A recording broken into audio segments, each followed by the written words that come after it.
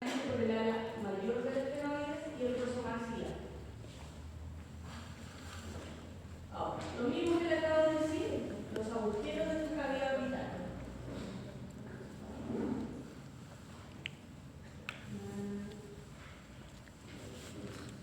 Tenemos la columna supraorbital, ya que van a pasar en la siguiente diapositiva, cada por cada objeto.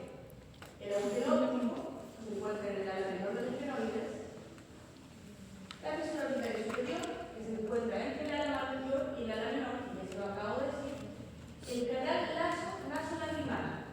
Este canal nasolacrimal se encuentra entre el hueso maxilar y el hueso lacrimal. Agujero infraorbitario, que lo tenemos acá, en nuestro hueso maxilar, y la fisura orbital inferior, que es esta, que está dada por el ala mayor de los esfenoides y el hueso maxilar. Ahora, aquí tienen todas las estructuras que pasan por cada agujero que le acabo de mencionar. Pero miren, no son tan difíciles. Por la agujero supraorbitario tiene que pasar nervios y vasos supraorbitales y supratropiales. Por el agujero óptico, lo que les dije, la arteria estanque y el nervio óptico. El canal nasolacrimal va a tener el conducto nasolacrimal que nos va a llevar a las lágrimas y van a drenar en el meato nasal inferior. ¿Se acuerdan de lo que era el meato nasal? Los meatos nasales de la clase pasada. Que teníamos huesitos que se llamaban conchas nasales, ¿cierto? Cornetes nasales, y abajo de esos cornetes nasales quedaba un espacio. Ese espacio se llama meato. Entonces, esas lágrimas que van por el conducto nasolacrimal drenan en el meato nasal inferior. En el agujero infraorbitario van a pasar nervios infraorbitarios, donde vamos a tener el maxilar del nervio trigémino y la arteria infraorbital. Y con la fisura orbital inferior lo mismo, comparte, porque si se fijan, viene por aquí el conducto infraorbitario, entonces la fisura orbital inferior sale por el nervio infraorbitario y sigue este camino hasta que aparece por el agujero infraorbital. Ya que se comparten estructuras, el agujero infraorbitario con la fisura orbital inferior. Y bueno, la fisura orbital superior es donde aparecen muchos nervios, ¿ya? Y eso lo vamos a ir viendo y se van a dar cuenta cuando hablemos de la elevación del globo ocular y de los músculos musculares. ¿Qué contenido tiene esta órbita? O sea, ya vimos la parte ósea de la cavidad orbital, ¿cierto? Esta fue la parte ósea con los huesos que lo conforman, los agujeros, etc. Ahora, ¿qué tenemos adentro de esta órbita? El globo ocular, ¿cierto?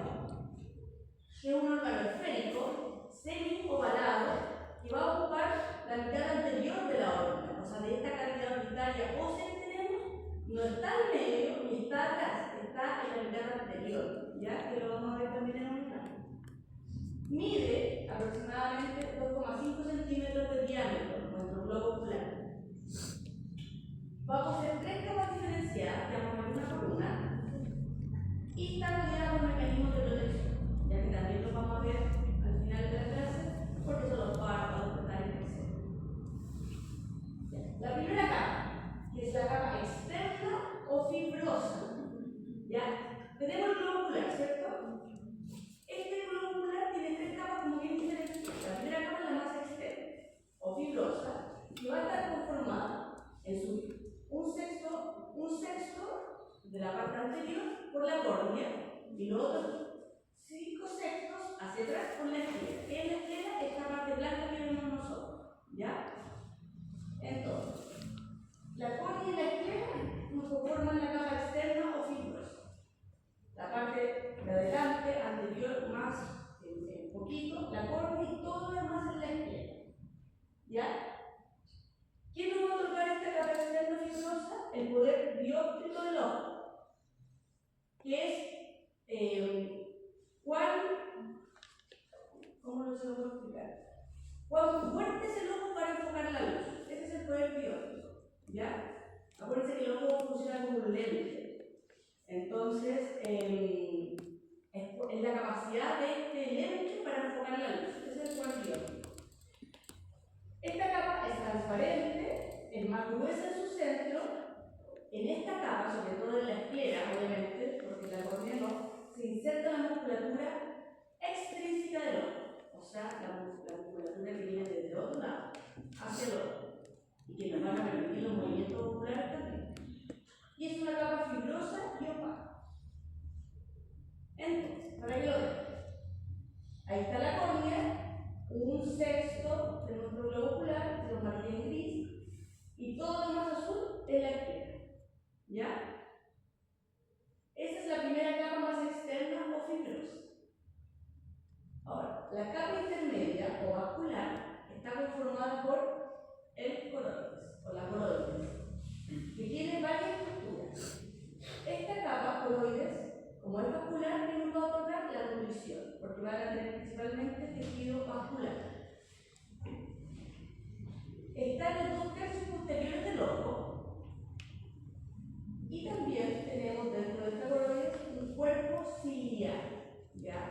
Que va a estar conformado por el músculo ciliar y por procesos ciliares. Entonces, la capa intermedia vascular tenemos la coroides, eso está en los 2/3 posteriores del ojo. Fíjense que ya vimos la capa externa, ahora estamos hablando de la capa intermedia, que viene después, más hacia adentro, ¿cierto? Entonces, esta coroides está en los 2/3 posteriores del ojo. Tiene tejido principalmente vascular, que no logra nutrición, y también tenemos un cuerpo ciliar, que está compuesto por el músculo ciliar y los procesos ciliares. Este músculo ciliar va a rodear todo el cristalino, en toda su extensión, de 160 grados. ¿Para qué? Para generar la contracción y el abombamiento del cristalino. ¿A través de qué? De los ligamentos suspensorios del cristalino, que nos va a permitir la visión de cerca. ¿Ya? Lo vamos a ver en una clase más temática para que lo entiendan. Por el otro lado. ¿Quién inerva? Nervios ciliares cortos del tercer par lineal, que es el óculo motor. Importante, los procesos ciliares nos van a sintetizar el humor acuoso en el ojo.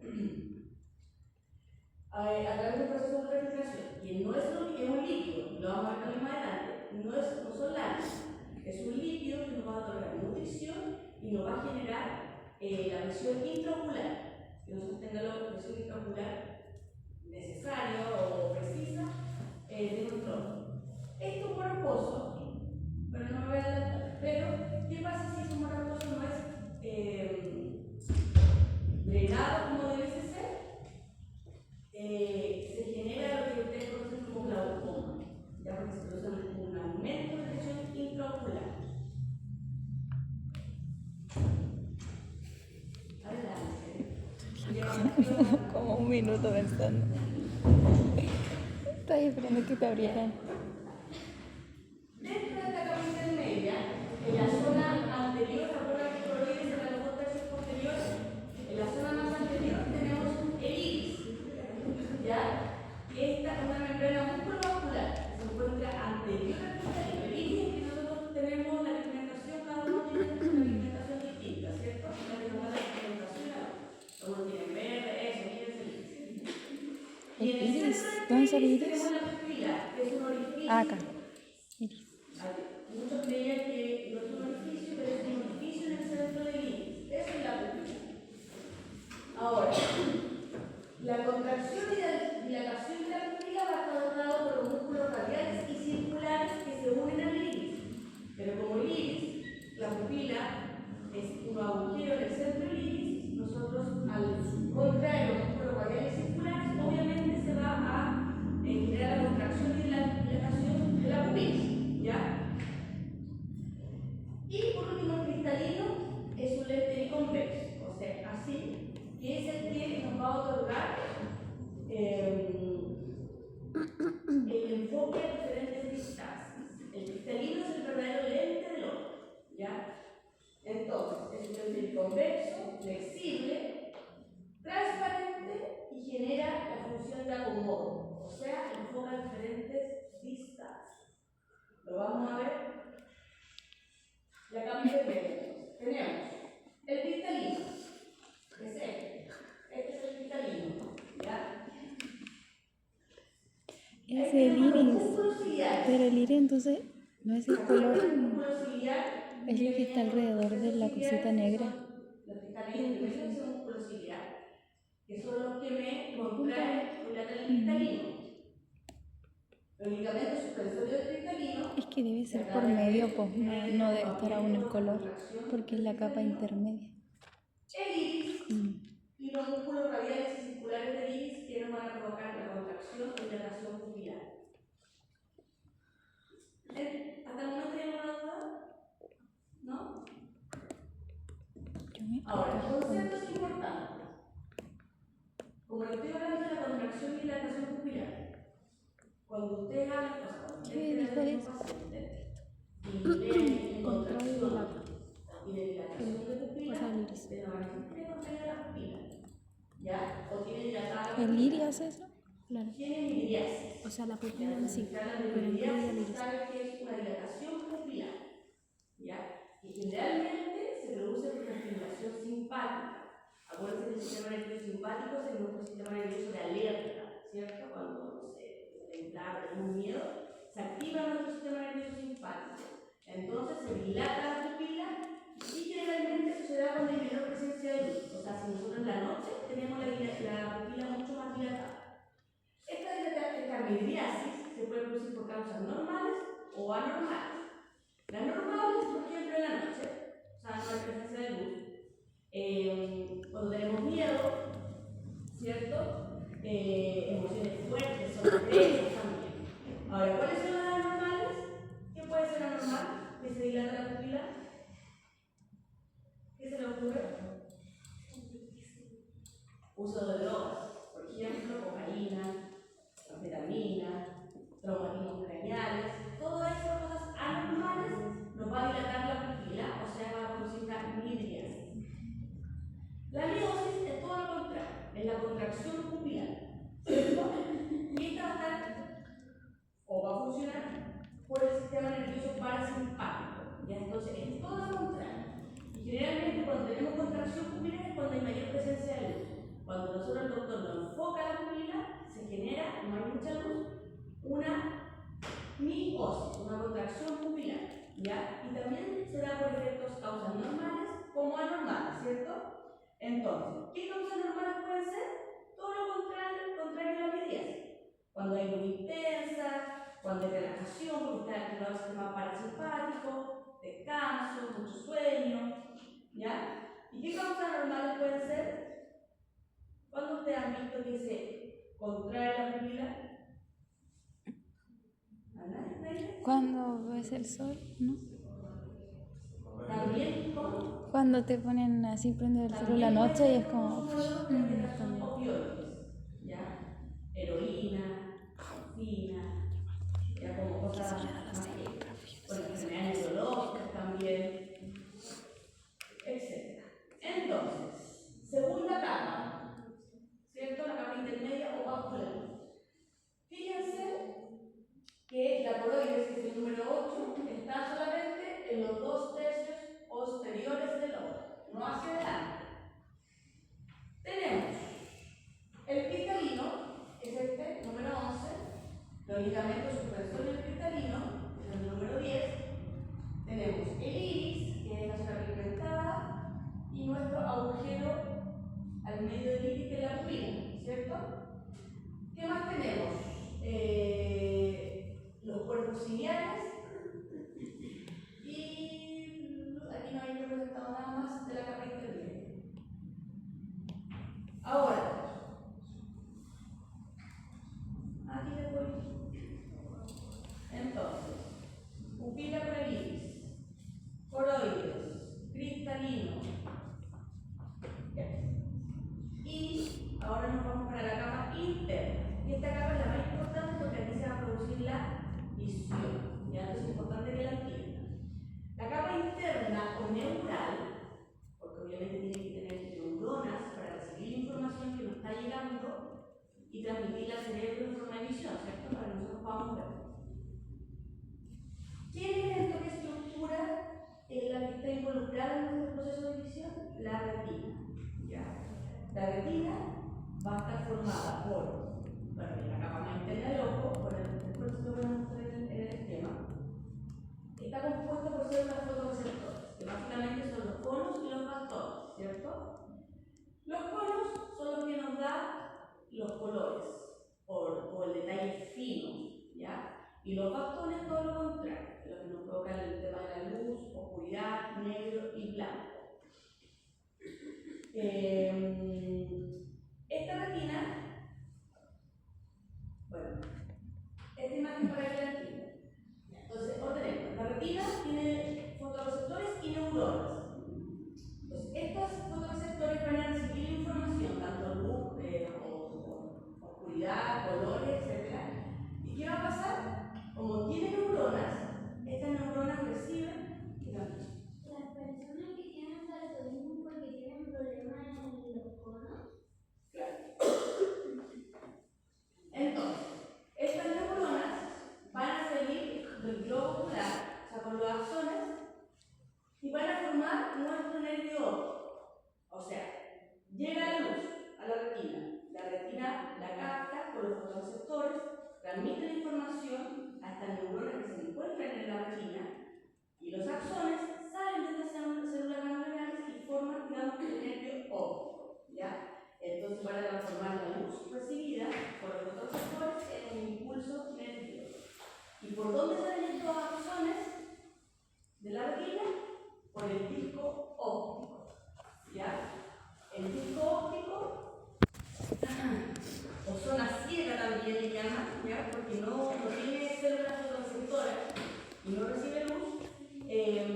Desde ahí se forma el nervio óptico. Ahora, dirán ustedes, ¿qué es esa mácula y esa fóvea? ¿Ya?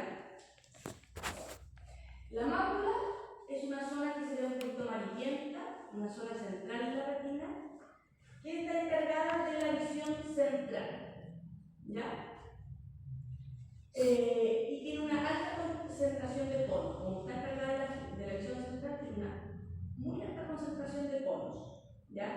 Entonces provoca una agudeza visual, ¿ya? Reconocimiento de cara, de leer, todo eso está encargado de la mácula.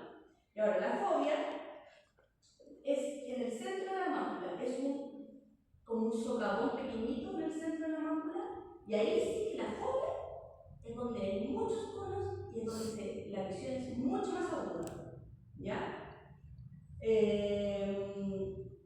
En verdad, en la fobia es solo conos, ya no sé, es mucha la agudeza visual que provoca la fobia.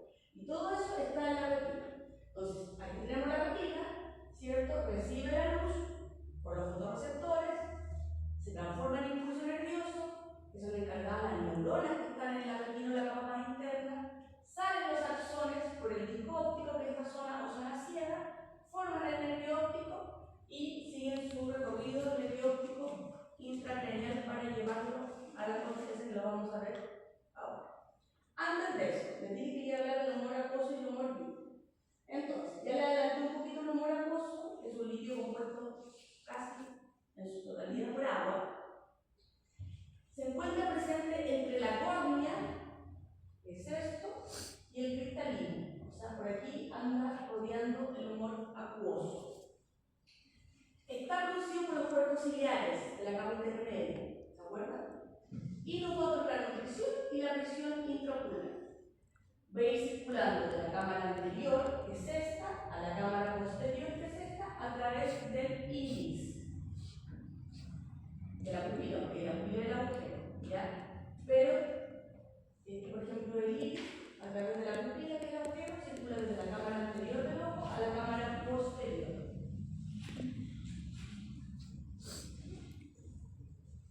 Entonces, lo que le había explicado, como mantiene la presión intraocular, obviamente nos va a ayudar a mantener también la forma. Si esto no es drenado adecuadamente, se produce un aumento de presión intraocular y es lo que lleva al glaucoma.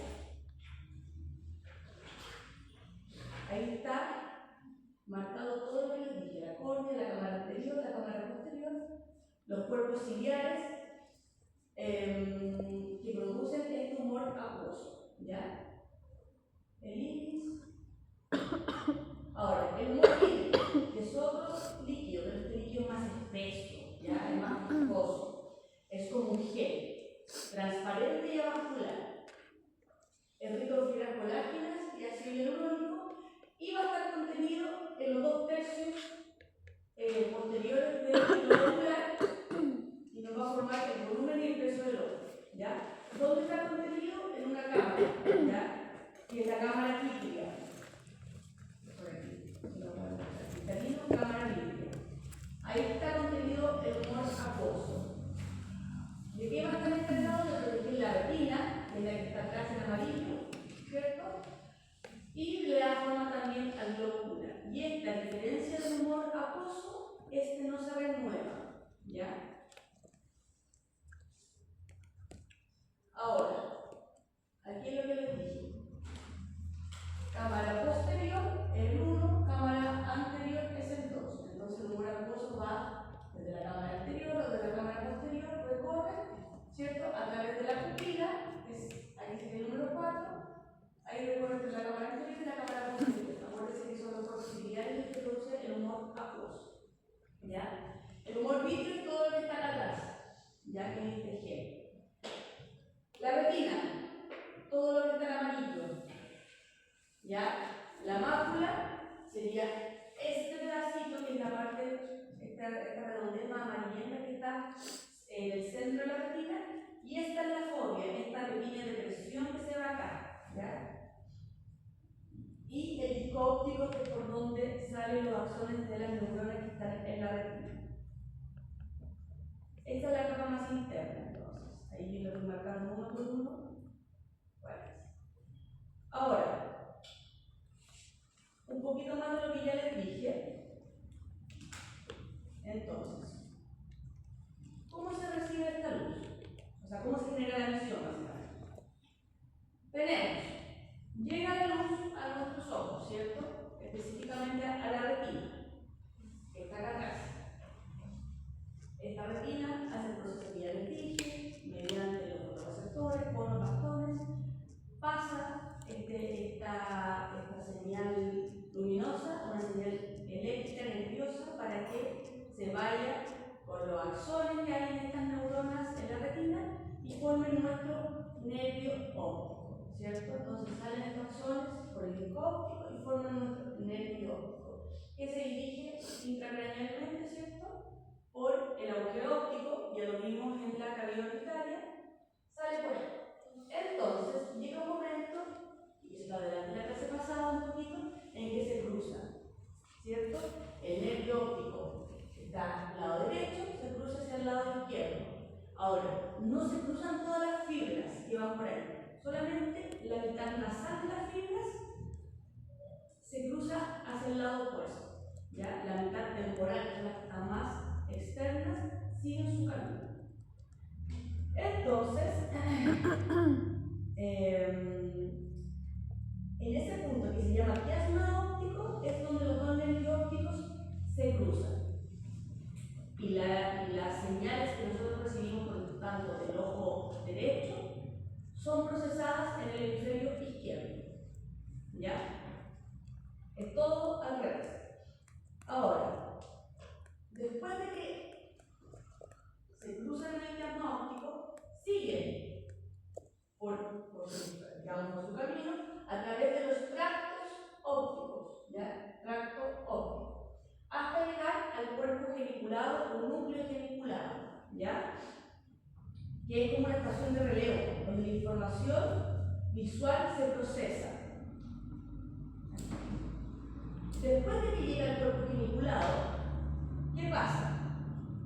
Existen radiaciones ópticas, ya que son los axones de algunas fibras nerviosas que van por ahí y que salen del cuerpo geniculado, estas radiaciones ópticas, y se van a la corteza cerebral, específicamente al lóbulo occipital, donde ahí se procesa la información visual y se produce la visión.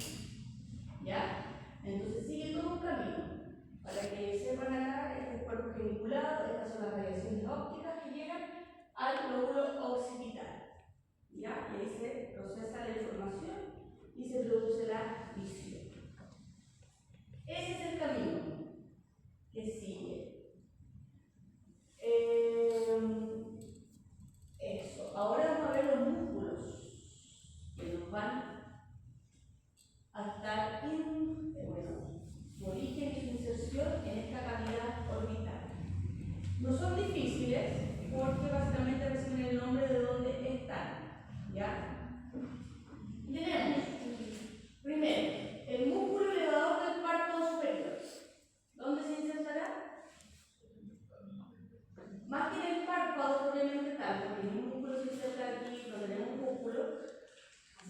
inserta la parte como supraorbitaria ósea, ¿ya? Es el único músculo que se inserta, que no se inserta en el globo ocular propiamente tal.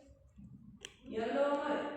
Tenemos el músculo recto superior. Este es el músculo elevador del párpado superior. Si se fijan, se inserta aquí adelante. El músculo recto superior se inserta aquí en el globo ocular, ¿cierto? Y se llama recto superior porque está arriba del globo ocular. Tenemos el músculo recto lateral, que lo tenemos acá. Si se fijan, es fácil porque tienen el mismo nombre. ¿De dónde está? También se inserta en el globo ocular.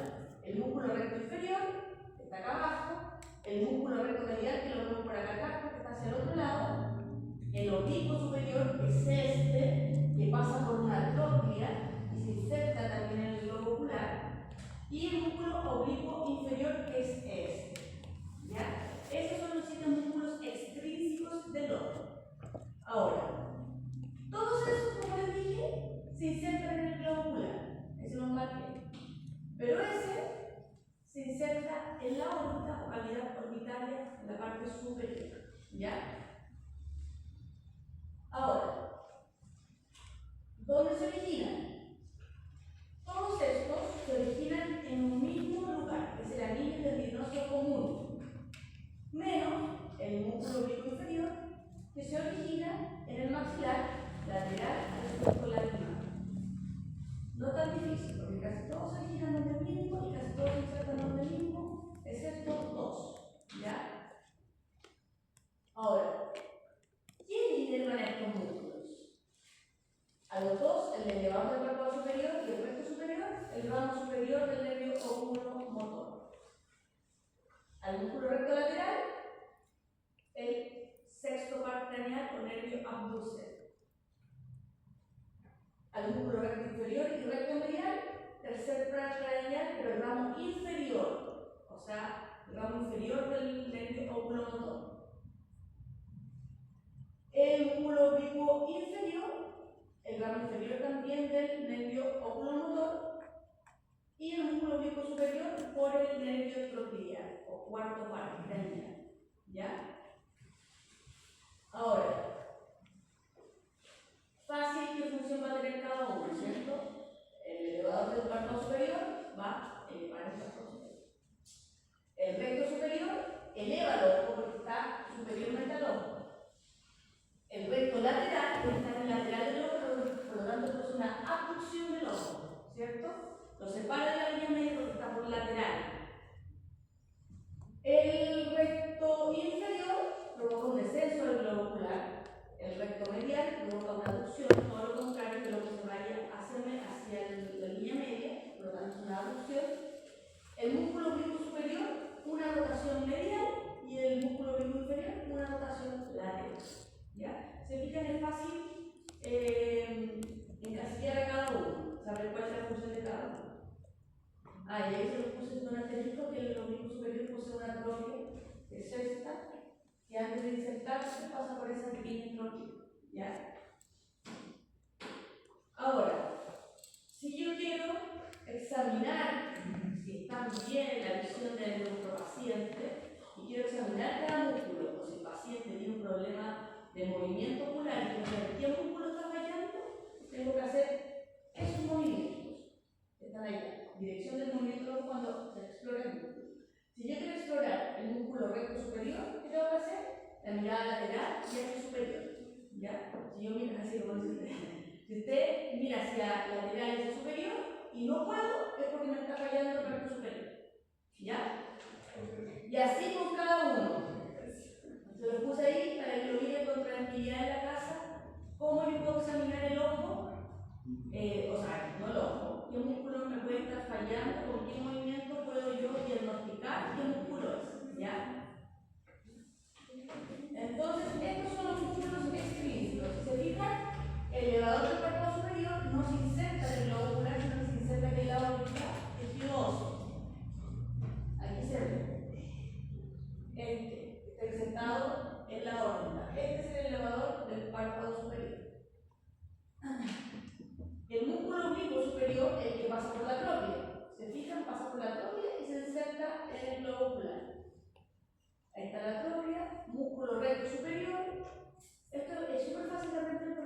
oblicuo tienen el nombre de donde están ubicados: recto lateral, recto inferior, recto medial, está hacia medial de la órbita, recto lateral, el anillo tendinoso que se origina en casi todos, menos el oblicuo inferior. ¿Se fijan que de aquí de este anillo tendinoso se originan todos? Bueno, no todos, menos uno, es el músculo oblicuo inferior. Ahora base, que es este.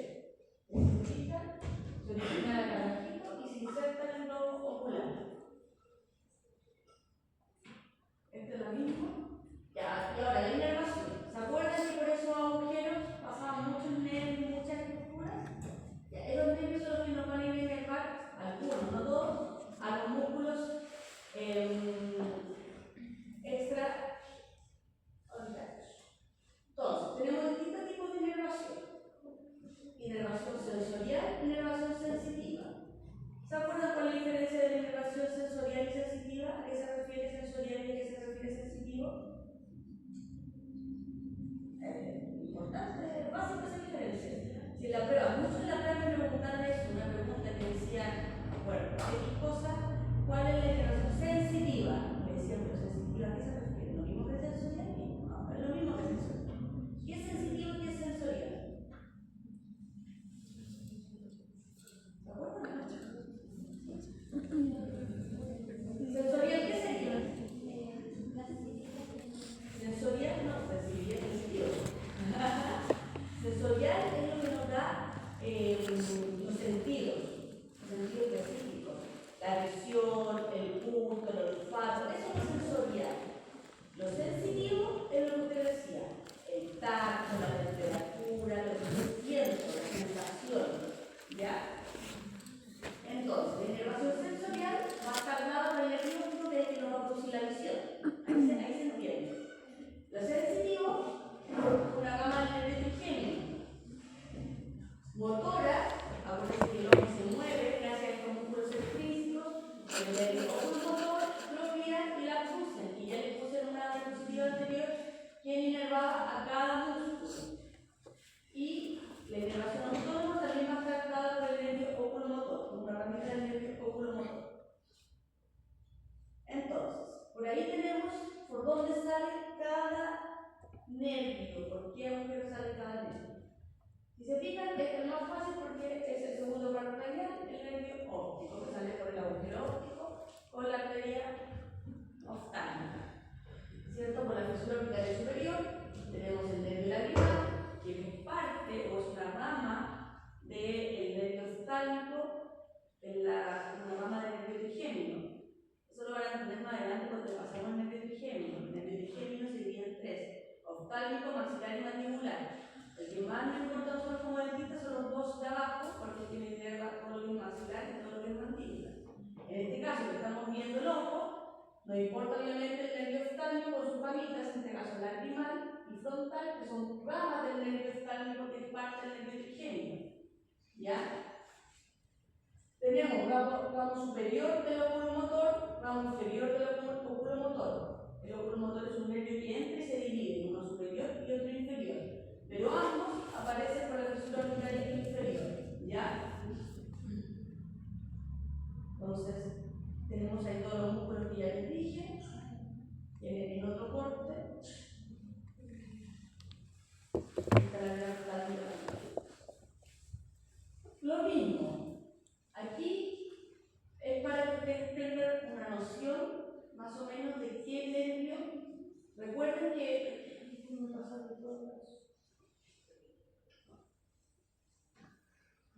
que cada nervio, como yo les dije, tiene función motora, sensitiva, sensorial o simpática. Entonces, por ejemplo, la vía eferente, que es la roca contigua, es porque nos lleva información motora para que el ojo se mueva, básicamente. ¿Cierto? Entonces, se fijan, por ejemplo, ¿cuál es la vía contigua? Este, que es el ramo inferior del nervio oculomotor. Este es el ramo inferior. Este es el ramo inferior y este es el ramo superior del nervio oculomotor, que es este. Entonces, estas ramitas nos llevan información diferente para que el ojo se mueva. Inerva a ciertos músculos y el ojo se va a mover. ¿Cierto? La información aferente, o sea, que nuestro ojo recibe, es todo lo que es la línea continua. Y generalmente va a estar dado por el nervio oftálmico.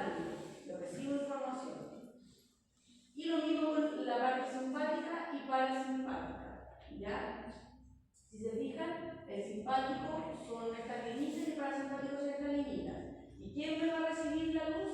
La retina, y se va a contraer contracción pupilar o dilatación pupilar, dependiendo si vamos a tener un efecto simpático o parasimpático, que es lo que ya le hablé en la diapositiva anterior.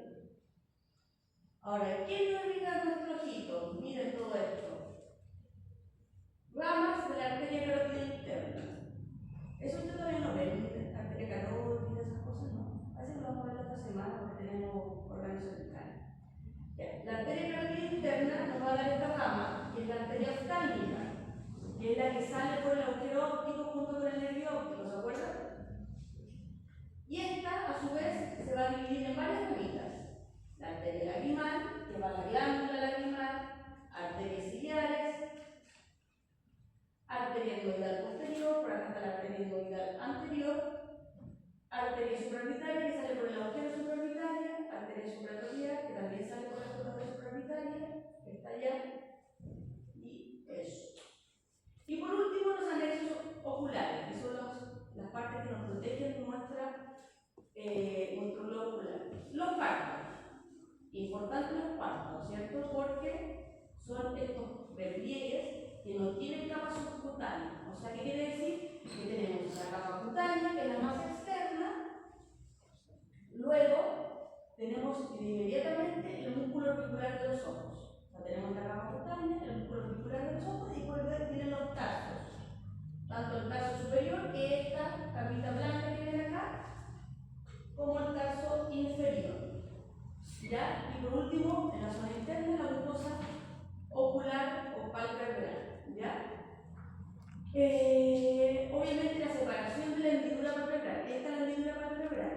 La división entre el párpado superior y el párpado inferior va a exponer el globo ocular. ¿Ya? Ahora, el sistema lagrimal también es un sistema de protección de nuestro globo ocular.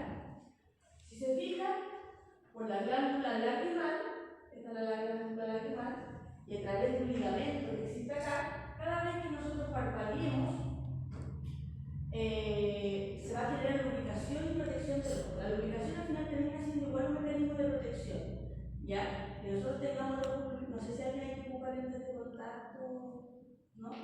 Cuando uno ocupa lentes de contacto, el ojo se seca mucho, es un agente extraño dentro de nuestro ojo. Entonces es súper importante que huele, molesta, que nuestro ojo siempre esté lubricado. Y eso es gracias al sistema lagrimal que tenemos. ¿Ya? Entonces, cada vez que nosotros parpadeemos, esta glándula lagrimal va a estar trabajando. Si bien no vamos a estar llorando, pero sí va a lubricar el ojo. ¿Ya? Está dada, o se va a inervar de forma autónoma por el ganglio entérico palatino, la glándula lagrimal. Y es lo que yo decía, este ligamento palpebral va a bombear con cada parpadeo hacia el saco lagrimal. O sea, aquí hay un ligamento que con cada vez que nosotros parpadeemos, desde la glándula lagrimal, va a bombear hasta acá, hasta el saco lagrimal. Esta es la brújula, llega acá a la lágrima y pasa al saco lagrimal. ¿Ya? Y desde el saco lagrimal, si nosotros llegamos, etc., y es excesivo, llega el nervio nasal inferior allá abajo. Entonces ahí tenemos la glándula lagrimal, los conductillos lagrimales, que es por donde van a salir nuestras lágrimas, llegan a la carúncula, ¿cierto? Donde tenemos también la carúncula, el ligamento palpebral, o sea, no dentro de la carúncula, sino que en la misma parte medial del ojo. El saco lagrimal, el conducto lagrimal y el nervio nasal inferior, si es que nosotros lloramos. Se dan cuenta que cuando nosotros lloramos también nos cae como, usted piensa que es moco, pero no es moco, el lágrima por la nariz. El diálogo se termina secando todo, sonando, ¿cierto? Cuando uno llora, ¿no? Así un poquito. Y por último, la grasa orbitaria. Todo nuestro globo ocular, aparte de tener inserciones musculares, todo el espacio que sobra es rellenado por esta grasa orbitaria que nos otorga una gran protección. Si nosotros no tuviéramos esta grasa orbitaria, el globo ocular colapsaría. ¿Ya? Es una almohadilla de protección del globo ocular. Va a rellenar la órbita de lo que nos está ocupado. Y eso es lo que yo decía, la pérdida por